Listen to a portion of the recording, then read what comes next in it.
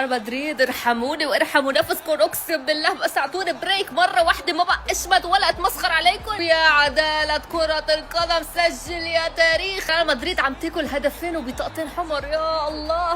ضلكم عم تخسروا، ليش بدكم تكملوا الموسم اصلا؟ انتوا لعبتوا المباراه اللي بدكم اياها، وفزتوا المباراه اللي بدكم اياها، وتوجتوا بالبطوله اللي بدكم اياها. نعم فوزكم على برشلونه، كان بطولتكم هيدا الموسم بالنسبه لكم. صدرتوا على برشلونه ب5 نقاط، احتفلتوا فرحه المحرومه بيحتفلها. وشو صار من بعد هيدا المشهد يا حبيبي؟